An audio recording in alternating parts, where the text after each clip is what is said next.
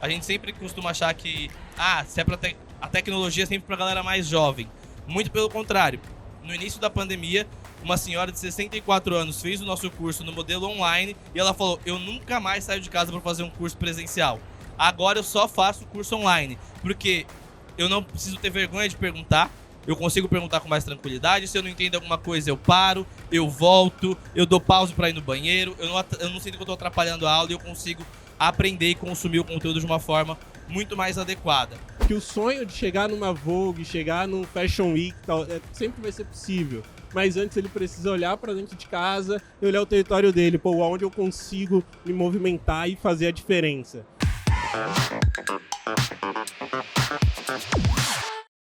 Bom dia a todas e todos.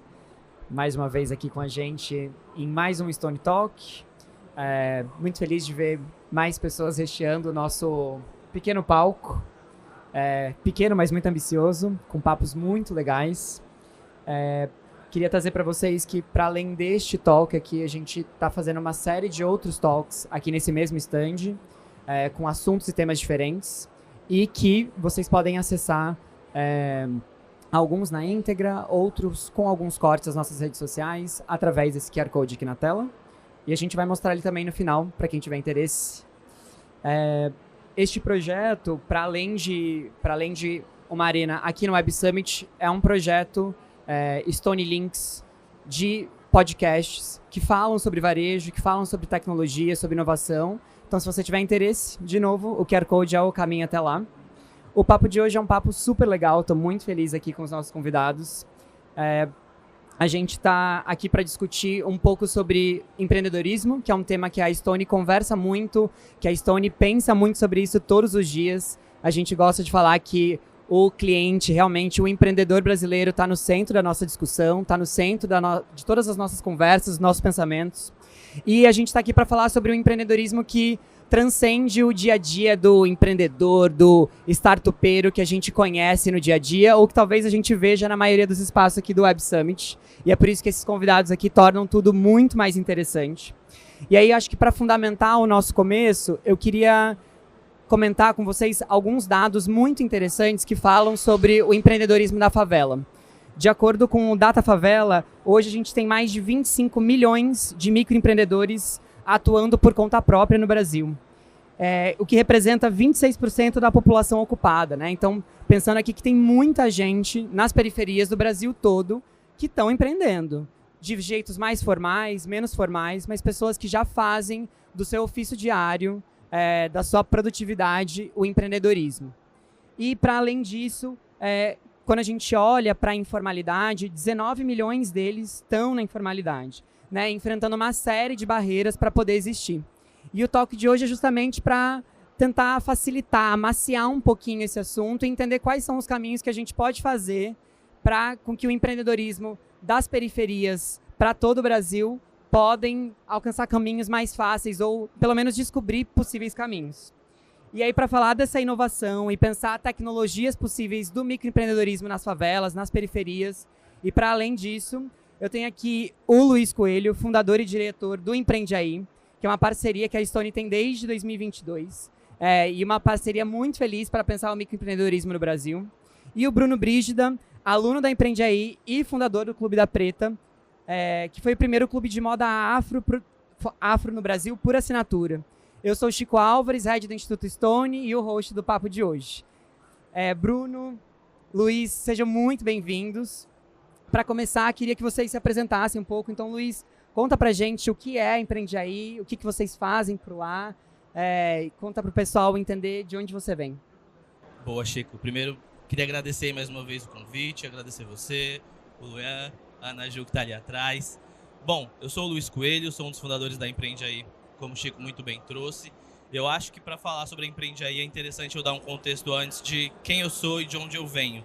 Eu venho de um lugar chamado Jardim São Luís, que é extremo sul de São Paulo, que nos anos 90 era um dos 3 lugares conhecidos como Triângulo da Morte. Então morria mais gente no Jardim São Luís, Capão Redondo e Jardim Ângela do que na guerra no Iraque. Então acho que é importante dar esse contexto para mostrar que é daí que a gente vem. Eu sou um homem preto, criado nesse contexto, e a Empreende Aí nasce obviamente não só por causa disso, mas devido a isso também, né? Então, em 2015, junto com a minha sócia, que é a Jennifer, a gente funda a Empreende Aí com o olhar de capacitar e treinar os micro e pequenos empreendedores de territórios populares, comunidades e favelas, para que eles pudessem criar e melhorar os empreendimentos que eles já construíam, ou vinham construindo, ou queriam construir. E aí, de 2015 para cá, a gente já formou aí mais de 5 mil empreendedores e a gente vai aprofundando um pouco mais nessa conversa. A gente criou uma metodologia própria chamada Despertando o Empreendedor e aí a gente tem parcerias com grandes empresas como a Stone e algumas outras para poder oferecer o curso de forma gratuita para o aluno e também oferecer ali premiação financeira, capital semente, mentoria e mais algumas coisas que a gente foi aperfeiçoando e implementando no projeto, no curso, nas formações durante esse período. Vou tentar ser um pouco mais breve aqui na minha fala para a gente poder aprofundar alguns outros pontos também. Maravilhoso. A gente vai trocando também, fica à vontade. Bruno, conta um pouquinho de quem é você na fila do pão, o que você faz e como você se conectou com a Empreende Aí também. Boa. Primeiramente, muito obrigado pela presença de todo mundo que está aqui. Tá bem cheio o estande, tá bem legal isso. Obrigado, Luiz, pelo convite, por a gente ser super parceiro para além de negócios também, para a vida. Obrigado, Chico, aí por estar à frente dessa mesa. Acho que vai ser um papo bem legal. Bom, contextualizando e parafraseando o Luiz aqui logo de cara, eu também nasci na periferia, sou de Diadema, região metropolitana de São Paulo, ABC de Paulista, onde nos anos 90 também o bicho pegava muito feio. E o Clube da Preta, ele vem muito desse momento dos anos 90, início dos anos 2000, de observação minha, mas principalmente por uma provocação que outros empreendedores fizeram para mim quando eu comecei a circular em feirinhas, em eventos de bairro, de vila, feiras de rua mesmo que aconteciam, onde empreendedores vendiam seus produtos, suas roupas, seus acessórios feito por eles mesmos, né? Muitas vezes dentro de casa, na mesa do jantar ali, e era uma renda que vinha dali. E a provocação foi: como que eu faço para escalar o meu produto de forma rápida e eficiente, onde eu posso levar o meu produto para outros lugares? E dali nasce um desejo de como que eu apoio pequenos empreendedores locais com ampliação de venda, com desenvolvimento empreendedor ali, né? E muito dentro dessa linha nasce o Clube da Preta, com uma visão diferente do que a gente já tinha ali no mundo de e-commerce, e apostando muito na economia recorrente, que é uma economia que proporciona ali minimamente uma receita futura projetada, né? Então era por isso que nasceu o Clube da Preta. E para a gente avançar em outros momentos, vou deixar também aberto aqui, né? E a conexão com o Empreende Aí foi muito de 2015 ele nasce, a gente nasce em 2016, então muito próximo ali de idade. Mas a gente também começa a perceber que a gente precisava se capacitar em algum momento. E aí foi quando a gente conheceu o Empreende Aí, através. E aí, acho que mais voltado para você, Luiz, queria entender de você numa perspectiva das realidades do Brasil. Hoje, quando a gente fala sobre empreender no Brasil, existe uma série de desafios para você aprender como empreender, né? E essa frase que a gente conversa tanto em todas as reuniões para pensar o melhor método, como isso se encaixa de fato na realidade do microempreendedor, com a linguagem da periferia. Então, queria que você comentasse um pouco do que são as inovações da Empreende Aí, né? O olhar de vocês de inovação para um público, olhando para formato, conteúdo e toda aquela série de caminhos que vocês foram encontrando nos últimos anos para fazer com que o aprender a empreender fosse possível. Perfeito, Chico. Obrigado pela pergunta. Bom, a Empreende é uma escola, então para a gente o fundamental é fazer com que o aluno consiga aprender aquilo que a gente gostaria que ele aprendesse e que a gente entende que ele precisa de aprender também. Então a gente foi fazendo isso de várias formas. A primeira forma foi do curso presencial, então a gente fazia ali a formação de forma presencial com os alunos, e obviamente isso foi de 2015 até... Gente, quando foi a pandemia? 2020? Obrigado. Até 2020, onde a gente fez uma ruptura e foi basicamente totalmente pro online. para poder, de fato, atender esse momento da pandemia. E aí, com o tempo passando, a gente foi conseguindo adaptar algumas questões para poder atender os empreendedores de forma presencial, híbrida e também 100% remota. E por que é importante destacar esses 3 pontos? Primeiro que o presencial, ele tem, obviamente, ali uma grande proximidade com o empreendedor, mas a gente não tem a escala necessária para atender todo mundo que precisa de aprender sobre empreendedorismo no Brasil. E aí, com online, a gente consegue fazer isso de uma forma muito bacana, mas, óbvio, perde um pouco dessa proximidade com o empreendedor. A gente foi, com o tempo, aprendendo também como fazer isso ficar próximo, mesmo no formato digital. Então, a gente foi criando fóruns, foi criando grupos, foi criando plataforma, foi melhorando aula, foi criando atividade, foi fazendo uma pancada de coisa para melhorar a retenção, melhorar a entrega do vídeo final do empreendedor, que é o pitch, para ele poder ser premiado. E aí também a gente implementou recentemente o modelo híbrido, onde uma boa parte do curso é online e depois a gente tem uma parte presencial para conseguir esse aprofundamento, esse engajamento mais forte com o aluno. O que a gente tem de vantagens e desvantagens de todos os cursos, né? Bom, no formato presencial, eu tenho vários custos para o empreendedor, no fim das contas. Então, ele precisa se locomover, precisa arrumar alguém para deixar o filho, precisa não trabalhar naquele período que ele está fazendo o curso. Então, isso vai gerando ali uma série de desgastes para o empreendedor. No online, não tem nada disso. A pessoa pode fazer o curso de madrugada, e isso não é uma romantização, não. É o horário que muita gente consegue fazer. Então, a gente está falando de muitas mães solo, mulheres pretas, gente que tem pessoas com algum tipo de comorbidade em casa. Então, isso facilita muito a vida dessas pessoas. Mas aí eu tenho mais dificuldade de conseguir reter essa pessoa, conseguir fazer com que ela tenha ali um aproveitamento melhor. No fim das contas, todos esses modelos e formas que a gente foi criando vão atendendo alguns empreendedores que, apesar de serem empreendedores populares de favelas, são muito diversos. Então, vai ter a pessoa que prefere lá o curso online, a que prefere o curso presencial, a que prefere híbrido, e a gente vai tentando usar as tecnologias e os meios disponíveis para atender todos os empreendedores que a gente consegue dentro das formas que a gente consegue. E, óbvio, como eu disse, todas elas têm limitações, mas todas elas também têm muitos ganhos. E aí, só um case que é bem curioso, a gente sempre costuma achar que se é a tecnologia é sempre para a galera mais jovem. Muito pelo contrário. No início da pandemia, uma senhora de 64 anos fez o nosso curso no modelo online e ela falou: eu nunca mais saio de casa para fazer um curso presencial. Agora eu só faço o curso online, porque eu não preciso ter vergonha de perguntar, eu consigo perguntar com mais tranquilidade. Se eu não entendo alguma coisa, eu paro, eu volto, eu dou pause para ir no banheiro, eu não sinto que eu estou atrapalhando a aula e eu consigo aprender e consumir o conteúdo de uma forma muito mais adequada. Então, o nosso grande objetivo é esse, Chico, conseguir levar o conteúdo adequado, de forma adequada, na necessidade dos empreendedores. Muito legal. E aí, Bruno, queria trazer para sua perspectiva, assim, e você traz um olhar muito legal para a economia criativa, né? Então, quando você vai falar sobre moda, e aí isso expande todo um outro mundo do que são possibilidades de trabalhar empreendedorismo dentro desse mercado especificamente. E aí, queria que você trouxesse um pouco do que você enxerga que são os desafios hoje para poder empreender e mesmo formar empreendedores dentro desse mercado. Legal, cara. Boa pergunta. Só voltando um pouco e pegando um pouquinho da resposta do Luiz, que eu acho que é super importante, a gente conversou bastante também sobre isso no passado, que o Empreende Aí, ele simplifica o que os grandes centros complica. O que eu quero falar com isso? Lá no Empreende Aí, eu falo nós do Empreende Aí, porque eu acabo sendo facilitador em alguns momentos. A gente traduz de uma forma muito, muito simples, por exemplo, o que é um fluxo de caixa, o que é um cap table, sabe? Esses termos que estão aí permeando e estão acontecendo, principalmente no mundo da startup, né? E essa é a grande inovação, é conseguir simplificar metodologias e termos para que os empreendedores da periferia acabam absorvendo, e temos cases dessa senhorinha como ele trouxe aí, né? Então isso é bem, bem importante.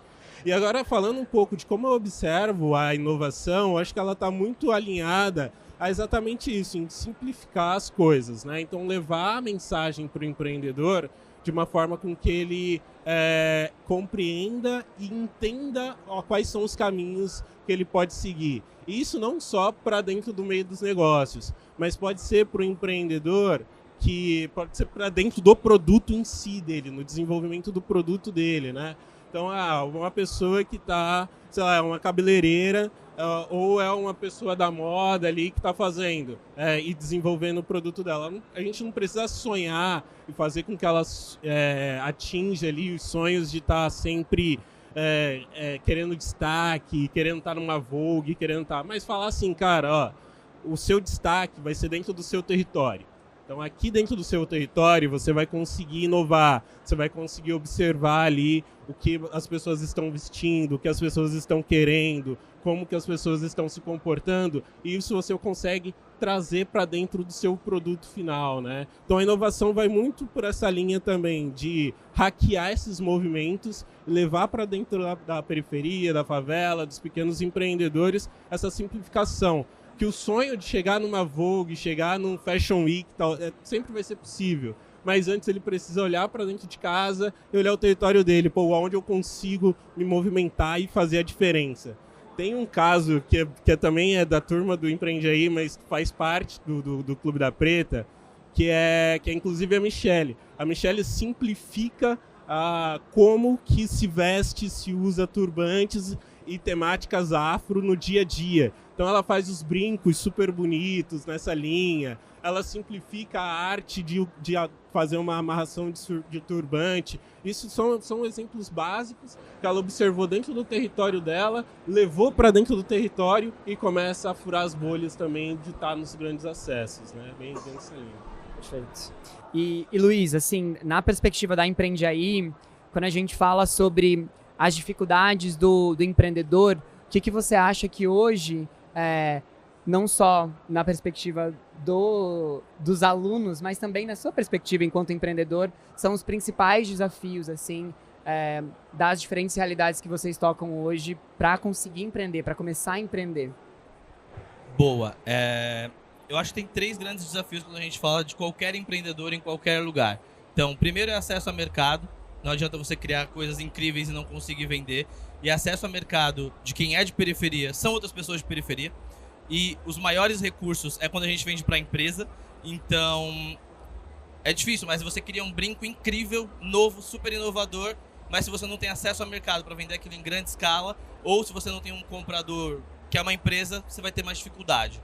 O segundo ponto é acesso ao conhecimento. Então, é muito louco, assim, porque a gente tem basicamente qualquer conhecimento disponível na internet, mas você tem um bando de lunático falando que empreender é fácil, que é pra todo mundo, que basta você querer, que basta você acreditar. E isso, desculpa a palavra, mas tá fudendo a cabeça das pessoas. Porque aí a pessoa não consegue fazer o negócio dela dar certo por uma série de coisas que são assim...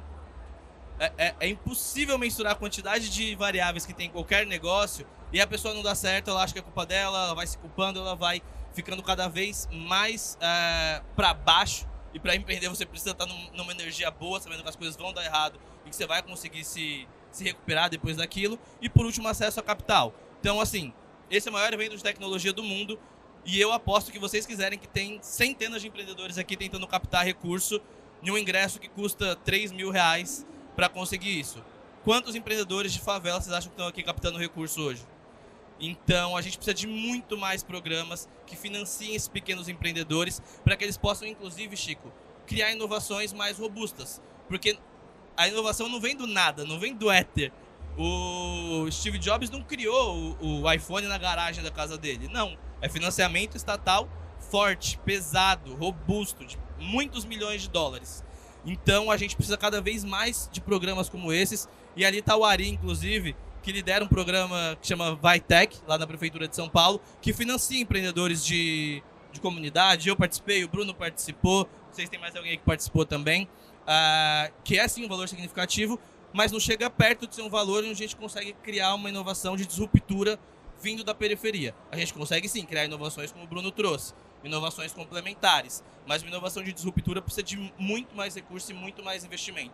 Então, tentei trazer aí os 3 principais problemas de todos os empreendedores, mas tentei mostrar como quando a gente fala de um contexto de favela e de periferia, é muito mais complexo que a gente consiga avançar em inovações mais significativas.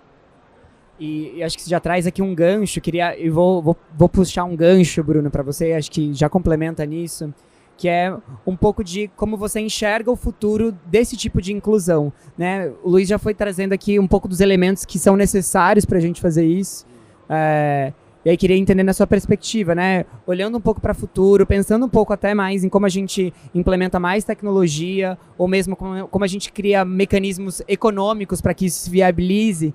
Qual é, na sua visão, né, o que falta para a gente ter um futuro com mais inclusão produtiva, com mais empreendedores da periferia podendo, de fato, empreender? Boa.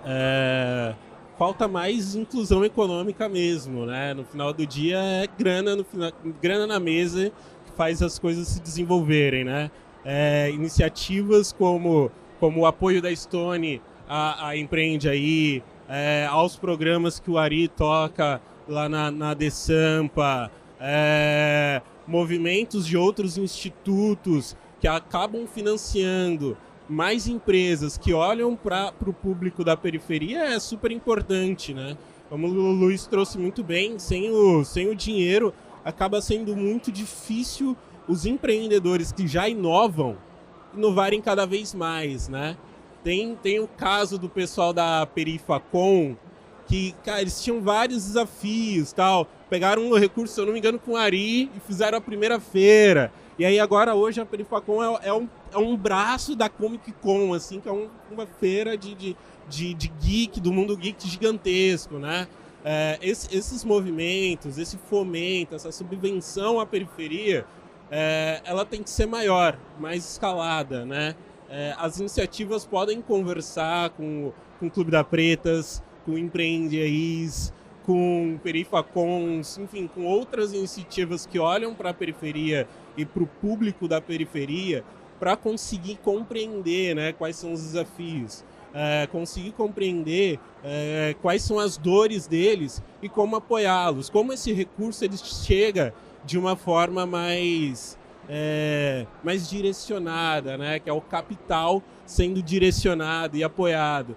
Porque também é um outro dado que tem através do Clube da Preta, que é que quando uma empresa periférica ela é financiada e ela tem uma assistência com essa grana sendo financiada, o desenvolvimento dela multiplica-se por 2, às vezes por 3, e ela puxa mais 3, mais 4, mais 5, até mais 10 empreendedores para dentro do meio. E aí você acaba popularizando e criando uma favela, uma comunidade, sei lá como vocês queiram que eu chame aqui, muito estruturada, né, com pessoas que estão ali crescendo e se desenvolvendo através de um capital assistido lá atrás, né? Então isso é importante. Eu acho que o exemplo de vocês dois sentados aqui, e também do vídeo que a gente tem aqui na lateral, num dos vídeos que a gente tem do Instituto, é justamente essa lógica da reverberação, né? Então, vocês se formaram, tiveram a oportunidade de se formar enquanto empreendedores e passaram para frente, né? Eu acho que isso vai... Exato. Tem essa relação e geração de cadeia no aprendizado, principalmente no mundo do empreendedorismo. Quando a gente olha para as periferias, acontece real. Uma pessoa que está dando certo com seu pequeno negócio na periferia, movimenta mais 3, mais 4 pessoas. Nas turmas do Empreende Aí, é muito comum a gente, com as primeiras aulas, a gente sempre pergunta, você veio como chegou, tal. Minha amiga fez a turma passada, então, pô, me incentivou a estar aqui. Fulaninho me incentivou também a estar aqui. Então, isso em cadeia é muito legal, assim. Perfeito. E aí, queria, antes da gente abrir para as perguntas, queria deixar um espaço para vocês, talvez, deixarem os principais conselhos que vocês dariam para microempreendedores, né? Então, talvez aqui não tenham tantos os microempreendedores que a gente gostaria de aconselhar, Luiz, como você trouxe, uma belíssima provocação, mas se outras pessoas forem ouvir esse podcast, quais os conselhos vocês deixariam? Por onde começar? O que são caminhos possíveis? E onde mora, assim, o coração do incentivo de vocês mesmo para empreender? Bom, seria uma grande loucura eu não falar para se inscrever nos cursos da Empreende Aí, né? Acho que é um grande começo para qualquer empreendedor. E não é só jabá, óbvio, é jabá também, mas é porque tem de fato uma trilha que vai desde o autoconhecimento para quem quer começar a empreender, vai passar por ideia de negócio, vai passar por inovação, gestão do negócio, aprende a fazer vendas, marketing, finanças, tudo que o empreendedor precisa saber para começar o negócio. E aí eu sempre gosto de provocar, Chico, dizendo que para começar a gente precisa de bastante energia, mas depois que começa, vai. O difícil é manter o negócio em pé por 1, 2, 3, 4, 5, 10 anos, que é o grande objetivo de todo mundo que começa um negócio. Então, acho que é continuar nessa busca incessante por conhecimento, por se renovar, por inovar, por conseguir, de fato, se manter no mercado. Porque é isso que vai fazer com que o propósito do empreendedorismo para a gente é que a pessoa prospere. E para isso acontecer, leva-se tempo. Ela não vai prosperar absurdamente em 6 meses. 6 meses ela vai começar a se estruturar, vai começar a ver algum dinheiro. Então, acho que principalmente persistam e continuem na linha de continuar estudando, continuar buscando apoio para conseguir, de fato, alavancar os negócios. Para você, Bruno? Isso também, de continuar estudando. O conhecimento é a única coisa que vai ficar para sempre na vida da pessoa, e ele é a única coisa compartilhada que você pode compartilhar sem querer nada em troca. Então, o conhecimento para quem está ouvindo e para quem está aqui nesse momento também, o que você conhece pode ser multiplicado, tá? Então você pode compartilhar com outras pessoas. E eu gosto muito de falar que empreender não é fácil, é uma montanha-russa, é uma caixinha de surpresas real. E que nem o Luiz falou, assim, precisa reverberar, precisa ter foco, força, dedicação. E é isso que faz um empreendedor de sucesso. Assim. Ninguém ganha recursos do dia para a noite se não for numa loteria ou coisa assim, né? Mas para empreender você precisa ter força e dedicação. Eu acho que essa é a mensagem que eu quero deixar. Força e dedicação aí para empreender. E agora, abrindo para perguntas, temos tempo para mais umas 2 perguntinhas. 2, 3 perguntinhas. Ali.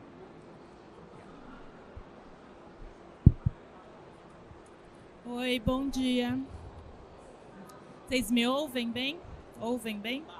Tá, bom, enfim. O que eu queria saber de vocês... Peraí um pouquinho. Quando a gente fala de pequenos empreendedores e um evento como esse, a gente sempre fala sobre criar conexões para expandir os nossos negócios. Mas ninguém fala exatamente como que a gente cria essas conexões, né? Então eu queria que vocês dessem algumas dicas de tipo, como é que a gente chega de fato para empresas, para as pessoas, como que a gente fala sobre os nossos negócios e o que a gente pretende com essa conexão. Excelente pergunta. Eu vou falar exatamente o que eu fazia, que acho que é a forma que eu posso apoiar. Eu mapeava todo mundo que ia estar no evento, assim, todo mundo mesmo, e que pudesse ter alguma conexão com aquilo que eu ia fazer. Então, a pessoa de finanças do Itaú, não faz sentido para mim. É a pessoa do Instituto Stone, essa pessoa faz sentido para mim. Então, eu ia mapear, ia olhar o LinkedIn, olhar o que faz o Instituto, ia fazer um grande estudo mesmo sobre todas as pessoas que eu queria falar, e ia conversar com elas a respeito do que eu achava que podia ter de conexão entre a Empreende Aí, o que eu fazia, o que eu queria fazer, e o que ela fazia, o que ela queria fazer. No evento, tem muita gente querendo falar com muita gente ao mesmo tempo. Então, assim, tem que ser uma conversa rápida, objetiva, e depois você marca uma conversa mais aprofundada para você poder, de fato, explorar um pouco mais os assuntos que você deseja com aquela empresa. Então, eu acho que o bom do evento é fazer quantidade. Você faz uma boa pesquisa e fala com o máximo de pessoas que você conseguir, para depois você ter conversas mais aprofundadas e mais estratégicas. Boa. Eu vou copiar o Luiz também, eu vou acrescentar uma coisa que para mim fez sentido, que é ter o que a gente chama no mundo de startups o pitch na ponta da língua, né? Então, essa apresentação muito rápida e muito sucinta, de 30 segundos no máximo do seu negócio, do que você faz. E é aquela história, aquele ditado, aquele dito popular de quem não é visto não é lembrado. Então, eu era um pouco mais kamikaze no meu tempo, eu saía falando com todo mundo, falava com todo mundo mesmo. Distribuía cartão, pegava cartão, depois eu sentava 2, 3 dias sequenciais e relacionamento, mensagem, e-mail, e isso fazia com que os retornos aparecessem futuramente. Não é fácil. Agora, quando a gente olha para o cara menor, então o início do Clube da Preta, os empreendedores que estão dentro do Clube da Preta, a dica que eu dou é, sempre leva aí 5, 6 dos seus produtos na sua bolsa. Aborda um aqui de canto, oi, você conhece meu produto? Ó, faço isso e tal. E assim você começa a espalhar ali sua palavra entre as pessoas também. Temos mais alguma pergunta? Acho que aqui. Oi, gente, bom dia. Eu sou Laís. Estão me ouvindo? Eu sou Laís, do Banco da Providência. Também estamos aqui graças à Stone. A minha pergunta é a seguinte: a gente também tem esse mesmo, vamos dizer que a gente trilha o mesmo caminho. Mas no final, como é que vocês fazem o acompanhamento daquelas pessoas que vocês atendem? Essa foi a minha curiosidade. É Laís, né? Boa, Laís, obrigado pela pergunta. Eu acho que esse é um grande desafio para todo mundo que trabalha com pequeno empreendedor. Porque eu acho que tem dois universos, né? Primeiro, é muito caro acompanhar empreendedor. Então você precisa de equipe, você precisa de equipe especializada, você precisa manter o empreendedor engajado. E manter o empreendedor engajado sem recurso é muito difícil também. Então acho que esse é um ponto, geralmente, pelo menos pra gente, tá? É muito mais complexo a gente conseguir vender esse projeto de acompanhamento junto aos financiadores e parceiros. Segundo, a gente entende que tem uma hora que o empreendedor precisa ir e caminhar com as próprias pernas. Senão ele fica realmente muito atrelado a gente, muito quase que dependente ali daquilo que a gente vai construindo junto com eles. Então, dentro do nosso conceito, primeiro a gente sabe que é difícil vender projetos de acompanhamento. Segundo, a gente coloca muita fé na autonomia do empreendedor. Então, tudo que a gente faz durante todo o curso cara, aprendeu a fazer isso aqui? Já sai fazendo, já sai se virando. É você por você mesmo. A gente vai estar aqui para te acompanhar, a gente vai estar aqui até quando acabar o curso e use isso como rede de apoio. Depois, você vai ter que criar esses ciclos de provocação e de fazer sozinho ou sozinha. Então, essa parte do acompanhamento é sempre um pouco mais complexa. A gente gostaria de acompanhar mais tempo, mas a gente acaba não conseguindo. O que costuma ter em todos os projetos é um programa de mentoria que a gente tem. E aí os voluntários das empresas que financiam acompanham os empreendedores que se destacam, são premiados ou que estão mais bem estruturados no momento. Inclusive, está rolando umas mentorias da Stone, dos voluntários da Stone, com um grupo de alunos nossos do ano passado. Então, é uma das formas que a gente tem de acompanhar ali um grupo mais limitado de empreendedores. Boa. E aqui do nosso lado é bem complicado, mas também é, entre aspas, fácil. Por quê?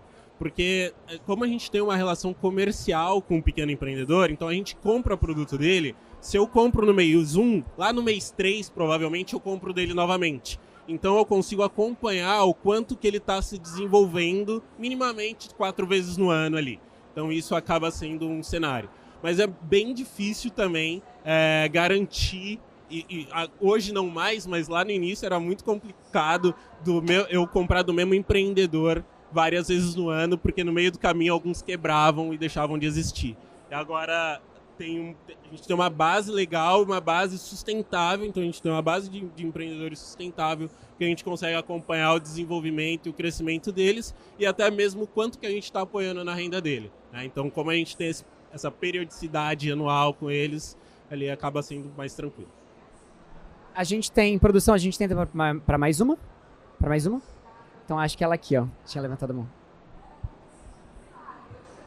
Oi, a minha pergunta acabou sendo respondida pela Laís. Eu sou do Sebrae Rio de Janeiro, trabalho com negócios de favela e a gente tem uma parceria com o Banco da Providência.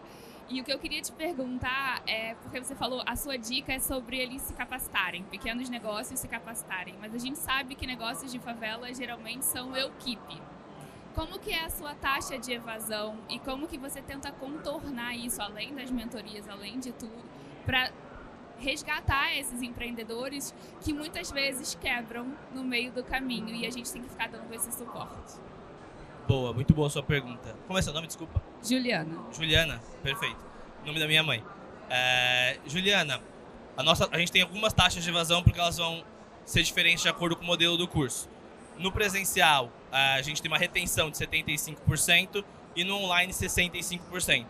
A gente veio implementando algumas estratégias nesse ano para melhorar suporte, para melhorar o acompanhamento do empreendedor, para automatizar a cobrança do empreendedor. Então, quando ele falta, agora ele já recebe uma mensagem automática perguntando por que ele faltou, se a gente pode fazer alguma coisa. Então, colocando uso de tecnologia ali para melhorar essas questões. E aí, na primeira turma presencial desse ano, já aumentou para 85% a taxa de retenção. Não sei o quanto é sustentável, a gente precisa de medir ao longo do ano, mas essas são as taxas que a gente tem aí de retenção. O que é muito complexo? Esse ano já teve surto de dengue, surto de Covid. Então, assim, a pessoa fica doente, um familiar fica doente, a pessoa recebe 20 encomendas durante o período do curso, então a gente tem evasão que o negócio cresceu tanto que o empreendedor começa sozinho, teve que abandonar o curso para atender uma demanda. A gente tem gente que fica doente e evade, parente que fica doente, a pessoa sai. Então tem coisas que são muito mais complexas da gente conseguir controlar do que se o curso é bom, se adaptou à metodologia, se está fazendo sentido para ele. Óbvio que tem gente que não gosta do curso, não gosta do professor, não gosta de mim, não gosta e sai do curso por causa disso, mas a gente vai entendendo que isso é a minoria, que tem muitos motivos de força maior que de fato fazem o empreendedor ir saindo do curso durante o período que ele está cursando ali com a gente. E eu acho, Juliana, acho que para fazer um complemento assim da fala do Luiz, a nossa experiência com o Banco da Providência, ela também é super reflexiva sobre a permanência e a perenidade dos negócios, né? E acho que tem uma discussão muito relevante e eu acho que o Empreende Aí tem uma solução muito boa de pensar uma estratégia multicanal, né? Então, tem momentos em que a gente é mais low touch, mais high touch, estou muito perto, agora estou te deixando mais um pouco distante, mas não perder o olho lá da bola em vários dos canais, né? Acho que isso tende a ajudar a reduzir a evasão, mas definitivamente é um desafio que a gente tem em todas as nossas conversas de inclusão produtiva, todas. E pessoal, chegamos ao fim. Queria trazer um destaque importante que esse talk ele faz parte de um dos talks do espaço que o pessoal do PDV oportunizou aqui para o Instituto Stone. Então, queria convidar vocês a conhecer um pouquinho mais aqui dos nossos projetos, das nossas iniciativas, conversar com o nosso time, eu, Chico, Ana Júlia, Jean, para vocês saberem do braço social da Stone. Novamente, queria lembrar vocês que a gente disponibiliza no YouTube as gravações desses talks, assim como os outros talks do PDV. E queria convidar vocês também a conhecer a nossa grade ali, os nossos outros horários dos talks que vão rolar hoje e amanhã. Muito obrigada pela presença de todos. É isso.